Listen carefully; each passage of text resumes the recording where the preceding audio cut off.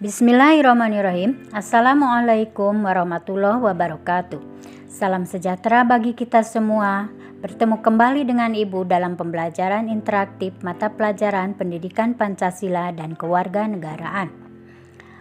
Dalam kesempatan ini, kita akan membahas materi tentang hak asasi manusia. Adapun pengertian daripada hak asasi manusia adalah merupakan anugerah Tuhan Yang Maha Esa kepada manusia sejak dalam kandungan dan bersifat universal. Artinya, hak tersebut dimiliki manusia sejak dalam kandungan tanpa memandang jenis kelamin, laki-laki atau perempuan, negara, apakah dari Indonesia ataupun dari luar negeri, ras, agama, dan budaya. Kita lihat di sini dalam Deklarasi Universal Hak Asasi Manusia.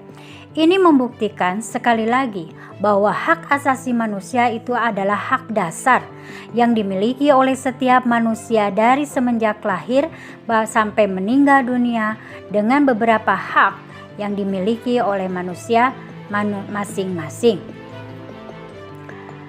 Selanjutnya, berkaitan dengan hak asasi manusia, ada Declaration of Human Rights. Deklarasi ini berisi pernyataan sedunia tentang hak-hak asasi manusia yang terdiri dari 30 pasal.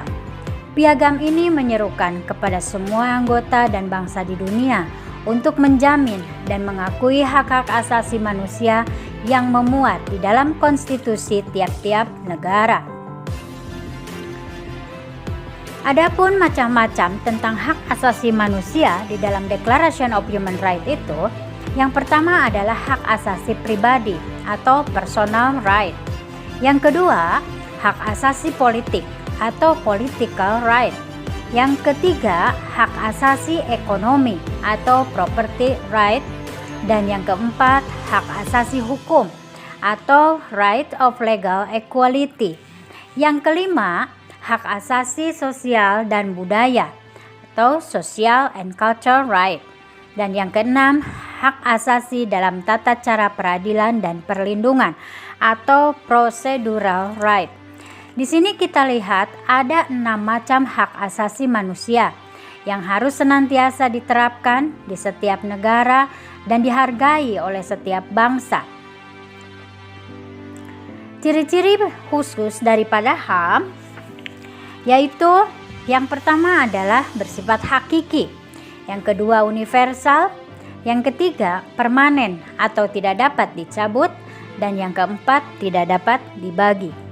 Adapun penjelasan dari masing-masing ciri HAM tersebut, yang pertama hakiki, yaitu ada pada setiap diri manusia sebagai makhluk Tuhan Yang Maha Esa.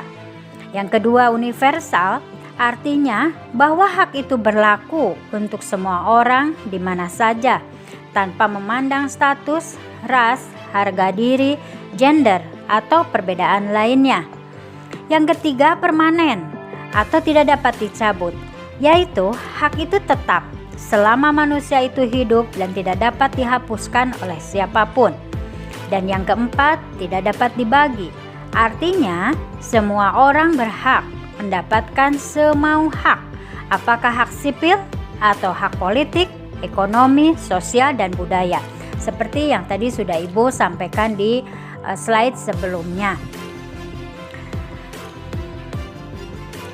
Demikian penjelasan yang dapat disampaikan oleh Ibu dalam pembahasan materi tentang hak asasi manusia.